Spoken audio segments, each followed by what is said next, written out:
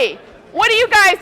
Mike. Okay, what do you guys think about stuff I could do to catch the person who's showing up to take the quizzes? Is it legitimate for me to ask ID for everybody who shows up late? Because obviously the person who's being paid to take quizzes doesn't want to sit here and listen to me, right? Don't you think that's likely?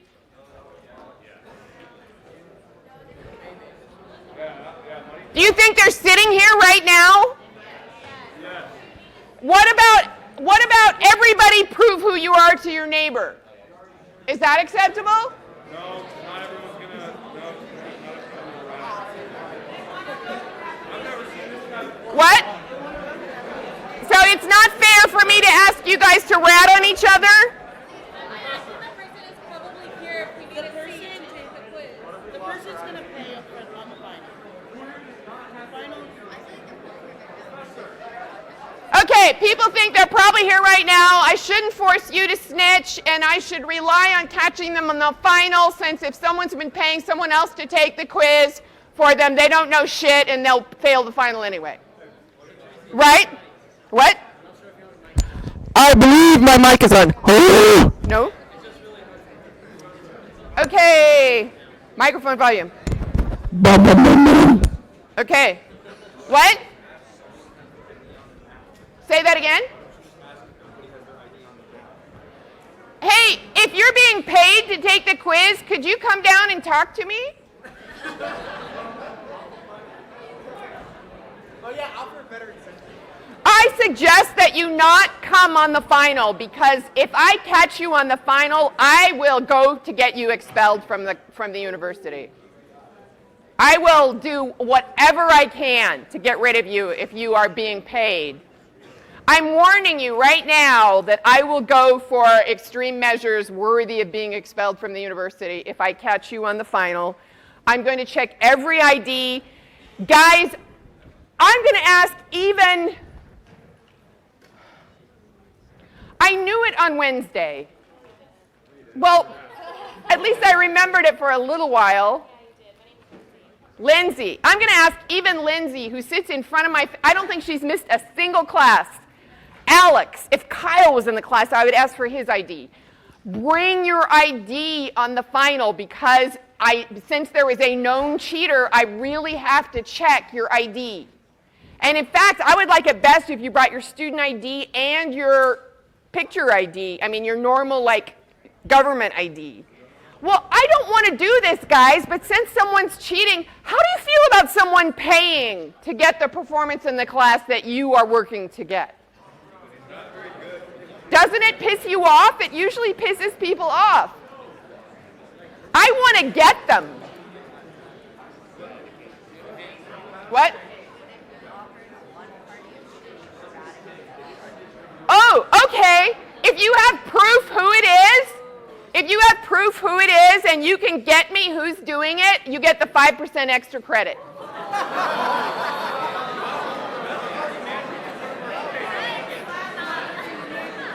What'd you say? Oh, and by the way, how about this? If it's you who's paying someone to take the quiz for you and you fess up, I'll give you the 5% extra credit, and if you pass the final, you pass the class. But I want the person you paid kicked out of school. Wait.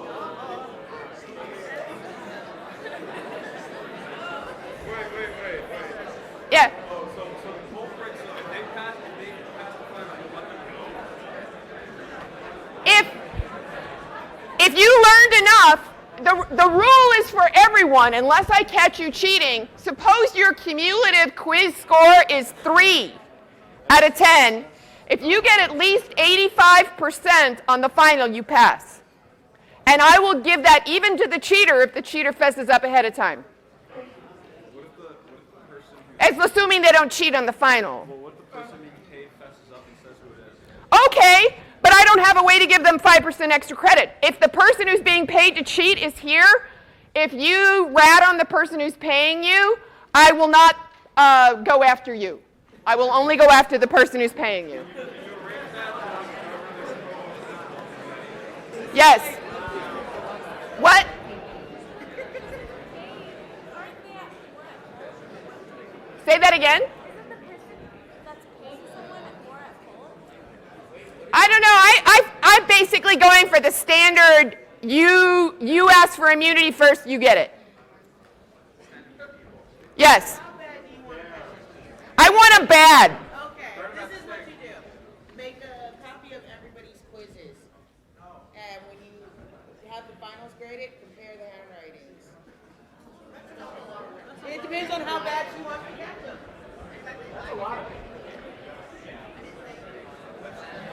Okay. I have an important announcement.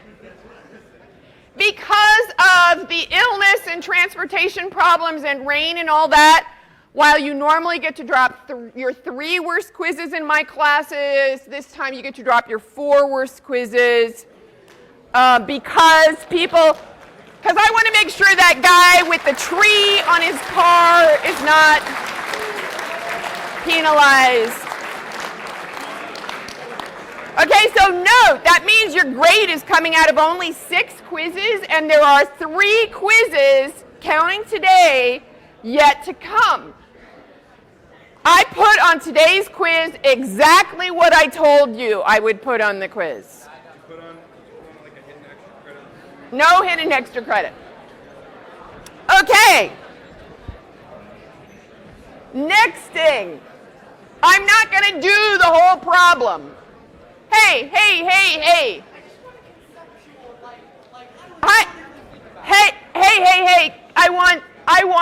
I want all the attention, please, or I'm going to have a tantrum.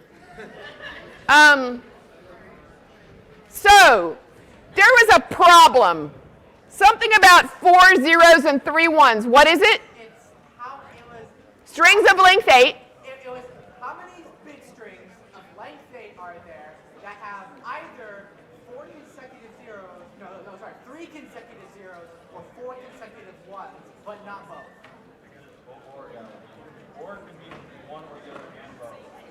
Oh, look, I can't spell.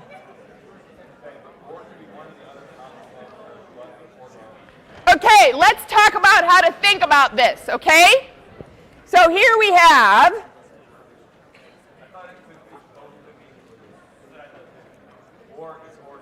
there's 8 slots you can put ones or zeros, right? Okay, now it just happens that there are slightly different interpretations of this problem. For example, is it legal to put 5 consecutive ones? That is a design implementation, and I'm telling you, I've been using this problem for years. People follow different assumptions than the book did, do good reasoning, and come up with a different answer. So when I do this problem, for example, one of the first things I say is, well, this would be a legal string, and I have to put a 0 right after that 4, because I'm going for exactly 4 consecutive ones and not 5. Now that I've done that, you can do absolutely anything with the remaining 3. Okay?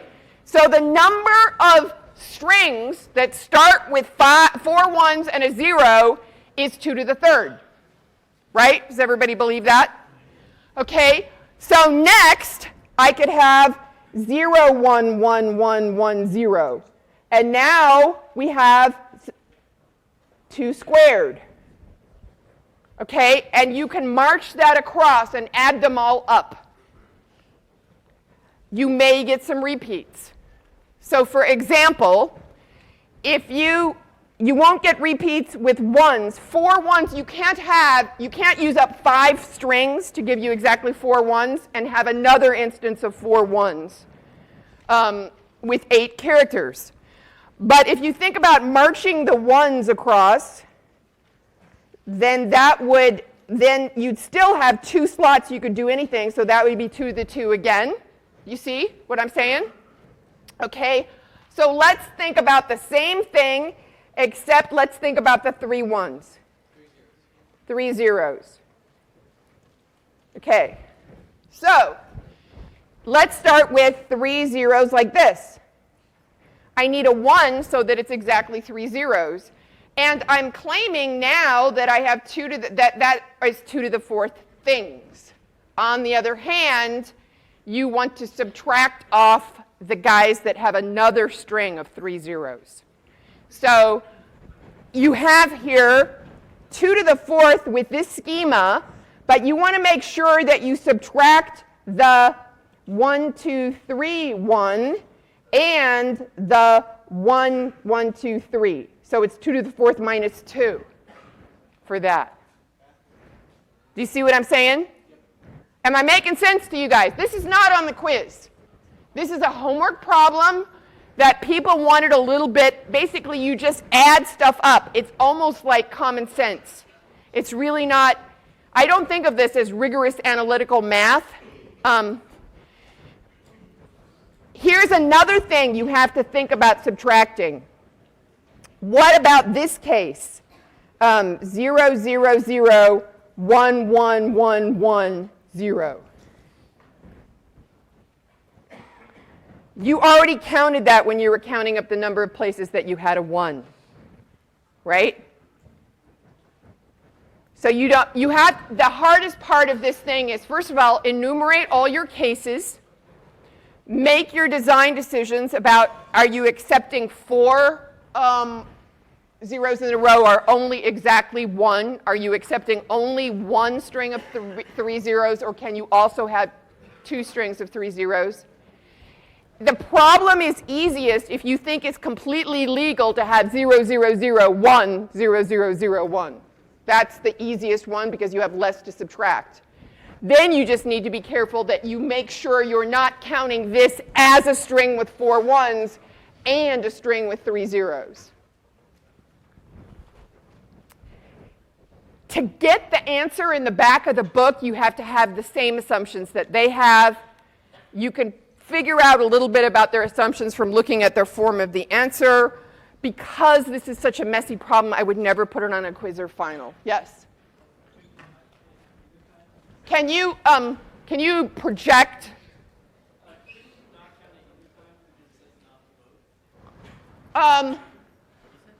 He said, couldn't you not count it either time?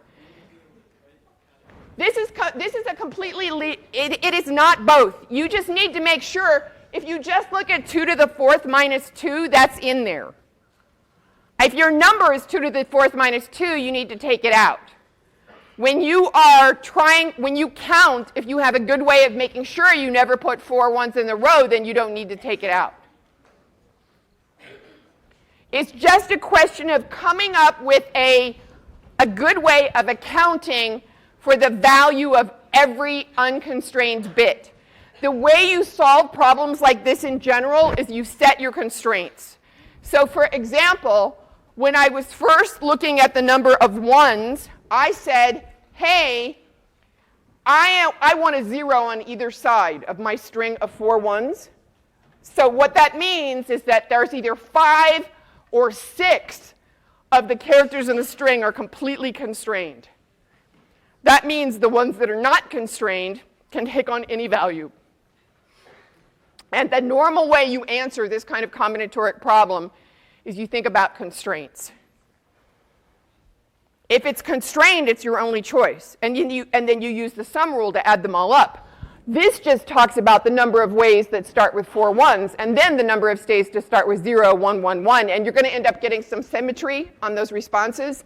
So the number of ways to have 1, 1, 1, 1, 0 is exactly the way to have blank, blank, 0, 1, 1, 1, 1.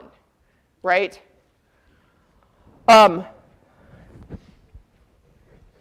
There's no big analytical gotcha here. There's no big analytic, like some of the problems I give you, it's the first time that you see a technique that is really useful in algorithms for like long periods of time, like break sums in 2, estimate the lower bound of the sum, write the last element of the sum by itself, or shove it back in with the rest of the sum, that kind of thing. This is just realize that you have to work hard to make sure that you're counting everything and you're not counting everything more than once. And I have a full lecture of stuff that isn't that to talk about. And I don't care if you got the answer in the back of the book as long as you have wrapped your brain around the idea of trying to get it right. So may I lecture for, it's not on the quiz, I freaking promise, okay? Hey, I'm eating at Rachel Carson College tonight. Raise your hand if you want to go with me. We will just collect at the side. We will not be going into the other little room until that little room is not being used for quiz taking, okay? Fibonacci's cool. Come to the final. Bring your freaking ID. Show up early so I can give you your seat. Get help. MSI is great. Combinatorics is wonderful. I deleted a lot of slides. It's very important. I did not do it today, but I guarantee you the next quiz or the final, I don't know where I'll do it, you're going to be asked how many poker hands there are of various kinds. I always do that. Can you say what out loud? What answer? I didn't give you a question. Oh, well, that particular poker hand is not interesting. Like, I'll say, how many straights are there? How many flushes are there? That kind of thing. Yes? I will be very careful. For example, if I ask you for a full house, I will not say, hey, yo, how many boats are there in Poker Man? I won't say that. A boat is a full house. And a full house is 1 3 of a kind and 1 2 of a kind. So like ace, ace, ace, 8. If you're a poker player, you call that aces filled with 8s. And it's called a boat. I don't know why.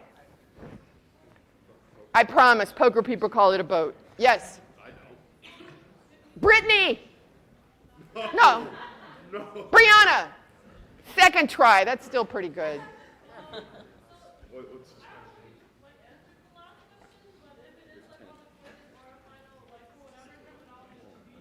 I'll be very clear. So for example, if I say how many full houses are there, how many full houses, open paren, 3 of one rank and 2 of another, close paren. I will say exactly how many flushes, 5 cards of the same suit, doesn't matter what rank they are. How many straights, 5 cards in a row, either starting with ace, 2, 3, 4, 5, 6, 7, 8, 9, up to 10. It doesn't matter what suits they are. Okay? We don't have jokers ever. There is never 5 of a kind. Let's just do 4 of a kind. How many different hands are there with 4 of a kind? 13. Because you can either have 4 aces. If you have aces, then that's it. You're constrained. You have to have every ace in the deck. If you have 2s, you're constrained. You have to have every 2 in the deck. Well, that's not really true. You have 13, but now, once you're done with that, you have 47 different whole cards. So you have 13 times 47 is the number of different 4 of a kinds. Does that make sense to you guys? Do you understand whole card? The guy left over that's not 4 of a kind. A poker hand is 5 cards. If you have 4 aces, there's a 5th card that is something. It could be the Queen of Diamonds. It could be the 2 of Clubs. It could be the 7 of Hearts. Right? Yes. Really belt it, man. What's 52 minus 5? I think it's 47. 52 Oh, I'm not subtracting 5, I'm subtracting 4. You are good data. When I was your age, I was very affected by a silly movie called Dark Star. And the bomb is very mouthy. The AI bomb is very mouthy, and when they're trying to convince it not to blow up, it says, you are false data. And me and all the other geeks my age use that as an insult all the time. You are false data, we say. What? What are you doing? Looking up Dark Star. No, but the Star Trek fans sometimes were. Okay, can I move on? Please, pretty please. Sugar on top, all that kind of stuff. Oh, by the way, feel free to come to my office hours and I will help you as I can. But I just want you guys to know, we've gone past the point in the quarter where I feel a deep need to coddle the people who need extra help. You were supposed to ask for extra help before week 9 is the deal. If you need extra help, you have to have asked for it by now is the deal. If you have I've already talked to people who were sick last week and stuff. Yes, I will do my best to help you. It's just I ain't finding you a tutor. I'm not, talking to you when I should be sleeping. At least I hope not. My cats decided I got up at 3 o'clock this morning, so maybe I would have talked to you then if you were awake. Pigeonhole principle. I just want to slash past this. I think this version of the pigeonhole principle is pretty cool. The maximum value is at least the average value. The tricky part of the pigeonhole principle is figuring out which are the pigeons and which are the holes. And these applications are pretty cool. I can do any of these for you except the last one, which I'm sure I could do if I'd studied it for you, but honestly, I just kind of looked at it and said, wow, those little network engineers are clever bastards. Okay. How about 1 through 5? Anybody want to ask questions about why it makes sense? Okay. Permutations and combinations. If you'll recall, I gave a little warnings about some things about permutations and combinations could possibly be on the quiz. Permutations is order matters. When people get things wrong in this part of the class, it's almost always because they inappropriately either had order matter when it shouldn't or didn't have order matter when it should have. That's the thing that makes the difference. Let me show you something. So let us look at ABC, okay? So let's look at the two combinations. Actually, let's look at the two permutations of this set of size 3.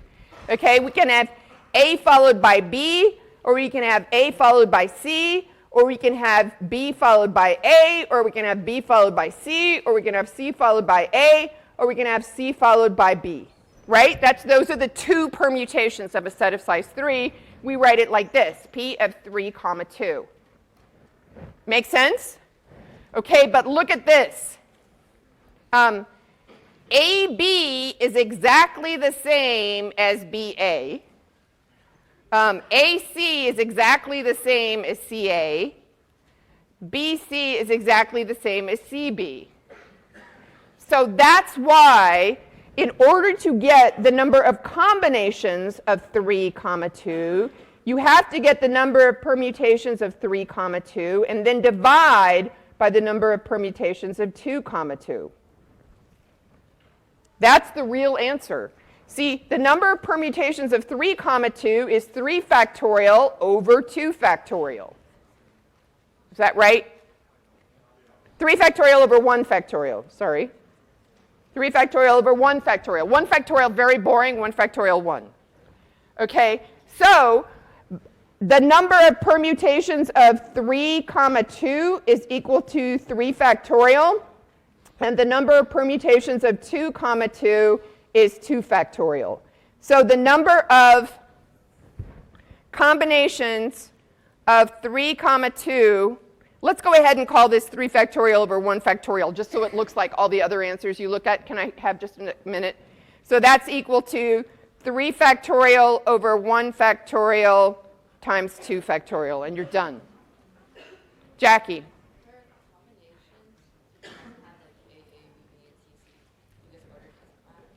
No, that would be a combination with replacement. That was a really good question. I will repeat it, even though you're all here today because you're taking the quiz.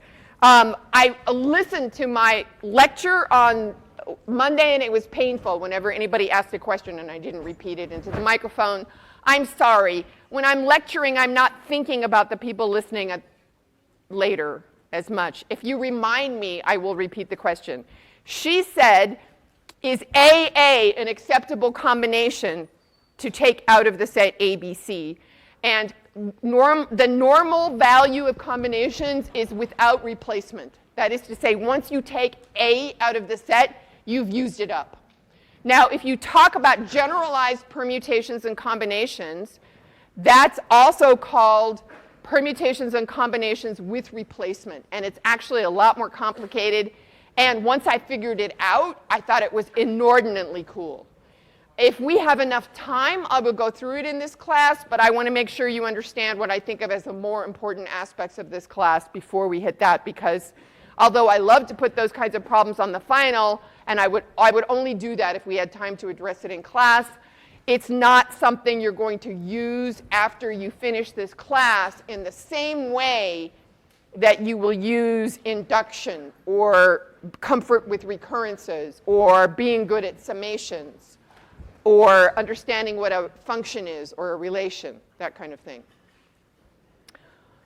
Oh, MSI people, can you get me they told me that you guys were going to get me like weekly or bi-weekly attendance lists, and that has not happened. But I have the list of people who've been going to MEP tutoring. I have the people who went to the learning support services. If there's if you believe that you are one of the people who has contributed materially to the forum postings, and there's two ways you could do that. If you are one of the people, I'm looking at you on purpose, if you're one of the people who, like on Saturday, started posting questions about how to do particular problems, then you have made a substantive contribution, and if you do not get 5% extra credit already for going to MSI or MEP, you get 5% extra credit. If you are one of those people, I don't know who it is, but there are people, I think it could be our haircut dude over there, who has posted, what? But at the beginning of the quarter you did. You get 5%. You don't need it, I think. The truth is that most of the people who write long, involved, I could be the MSI tutor postings don't need the 5% extra credit. And Aisha wants yours, but you're not allowed to trade. It's not like Magic the Gathering cards, guys. What? I'm sitting on stuff. Oh, that's terrible.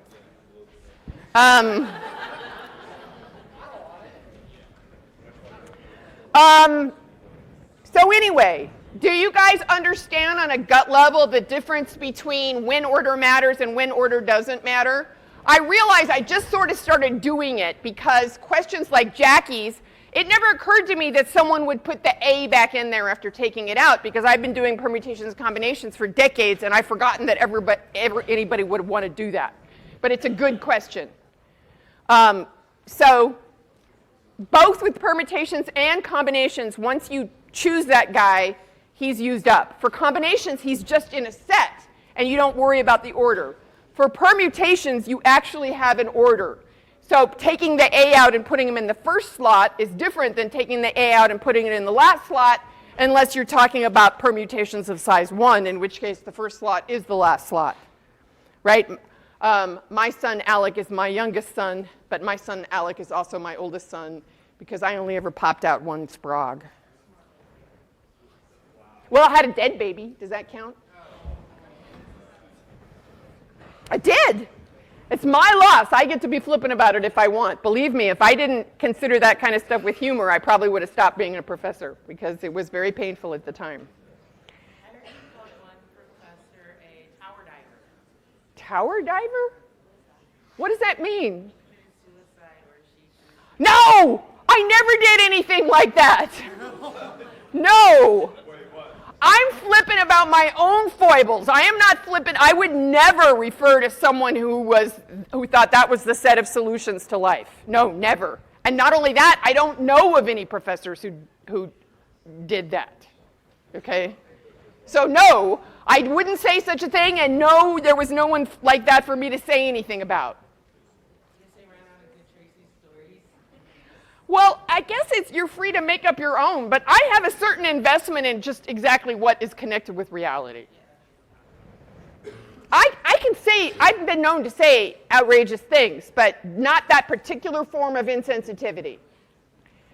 You know, I could call it, I may have called another professor a muff diver, but I would not call him or her a tower diver, okay?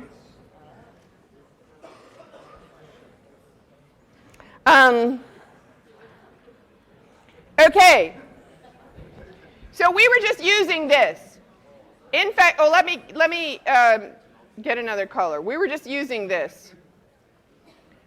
Permutations, combinations. You guys are free to write C of n comma k. I will always read this n choose k. Always, I will say n choose k. And I personally prefer the long parentheses. Yes? Algebraically, When k is bigger than n, well then if I have $3 bills and I'm looking at the number of subsets of size 9 I can take out of that, what do you think the answer is? It's 0.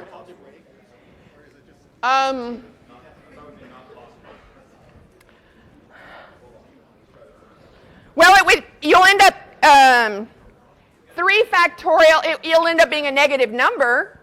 Negative permutations and combinations.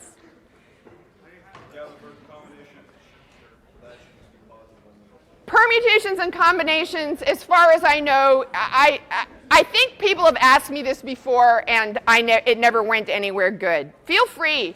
Hey, what's your name? They made fun of me for forgetting your name. So what's your name? What?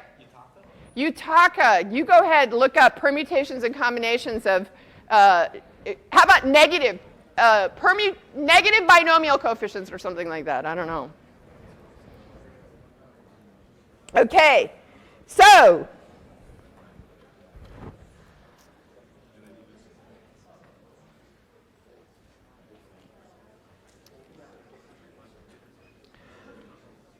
what is the number? Suppose you have 12 people, and you have 12 people who all want to play basketball, and you're only allowed to put 5 on the court at the same time, and that your particular rules for this league are you start, you finish, no swap in or out, even if someone's hurt. So you're going to pick 5 people to play basketball. So the number of different people that you can pick out of a set of size 12 is 12 choose 5. If anybody asked this on a final, you would get all the points if you wrote 12 factorial over 5 factorial, 7 factorial. You do not have to simplify it past that. You do not have to simplify. Here's the thing. If you actually go further and that's all you write down, you run the risk of making an arithmetic mistake and losing your points. Say that again. This is just as good? That's what you mean. Yeah, well, I'm not, you have the same team even if you have them play musical chairs, okay?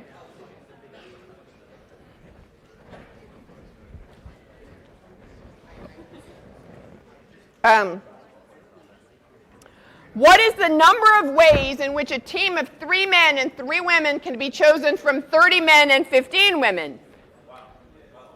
Okay? So, the answer is the number of ways you can pick 3 out of 30 multiplied by the number of ways you can pick 3 out of 15, which is equal to 30 factorial over 3 factorial 27 factorial times 15 factorial over 3 factorial 12 factorial. And if you want to put that all on one, to get full credit, you probably want to have something like this. 30 factorial times 15 factorial over 3 factorial, 3 factorial, 27 factorial, 12 factorial. Okay? Yes, Joe?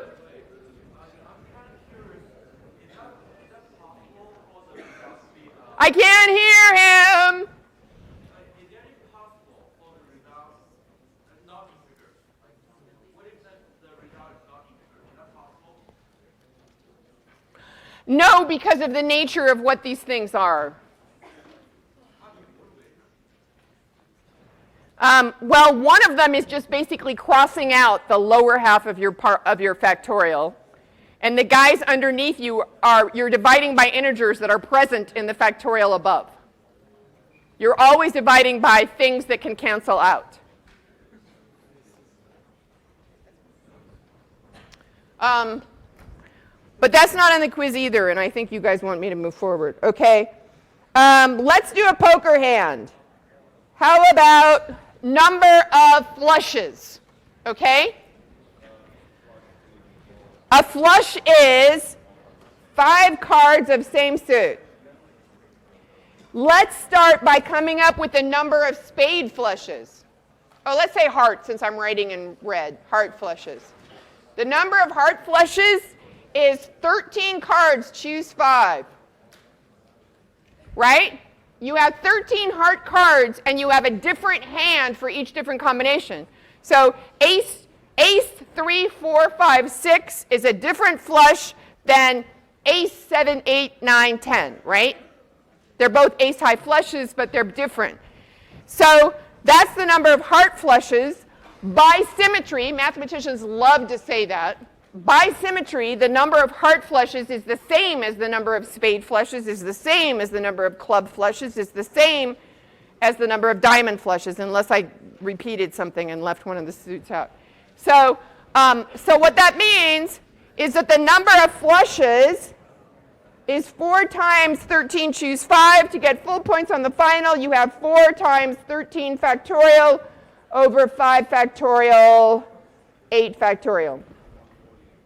That's the number of flushes in a deck of cards. Okay? Yes? Are we happy? Okay, so think hard about what order matters. So basketball squad, order does not matter. Finishers of a race, gold medal different than bronze medal than ribbon of participation, right? Yeah, I was the kind of person that did ribbons of participation. I think I've told you guys my dad had gold medals in the Olympics, and I looked, especially when I was younger, I looked very athletic, and so my dad was just absolutely sure I'd be good at running, but he didn't warn me. So he took me with him, which I was delighted to be going someplace with him, and he took me to a cross-country race and entered me in it, which I ran in my little capri shorts and leather sandals. You know, slap, slap, slap, slap, slap. And he told me he didn't care what order I came in, but I had to finish. They had to stop the race 10 minutes later than otherwise so they could wait for me to finish. And when I came up to the finish line, the people in the stadium, the announcer said, "Give her a hand." And I was like, 6 or 7, and I thought someone was actually going to help pull me towards the finish line. Anyway, I was scarred for life. I've never run another race. So, yeah. Okay. X plus y is known as a binomial. We've been talking about binomial coefficients. They are connected. So x plus y to the third. How do I get x plus y to the third? It goes like this. X plus y times x plus y. That will give me x plus y squared. So y times y is y squared plus xy. And now I'm going to multiply. First I multiplied these by those two. And then I'm going to multiply this by those two. And for the second line, I'm going to get xy plus x squared. So x plus y squared is x squared plus 2xy plus y squared. Now if I take that and multiply it by x plus y, first I'm going to multiply y times all the goodies. And then I'm going to multiply x times all the goodies. Right? You prefer what? Pundit square?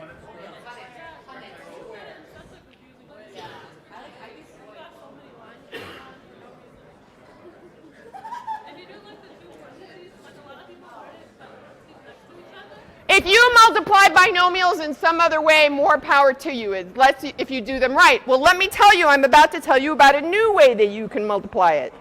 If you look at x plus y squared, the coefficient of these guys, we have a 1 here, a 2 here, and a 1 there.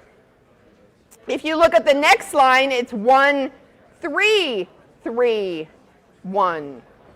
If you look at that, so this would be 1x cubed plus 3x squared y plus 3xy squared plus 1y cubed. And the next line would go 1, 4, 6, 4, 1. That's what's known as Pascal's triangle. That leads to the binomial theorem. I know it is a lot of notation. We're going to spend probably at least 30 minutes proving the binomial theorem by induction. Maybe not right now, but it's going to be on the final or a quiz for 100% sure. Yes?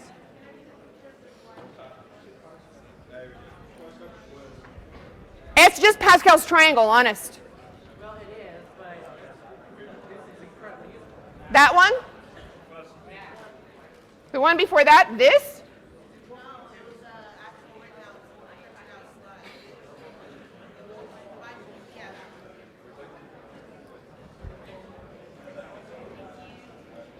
Yeah. Okay. Hey, let's have a quiz.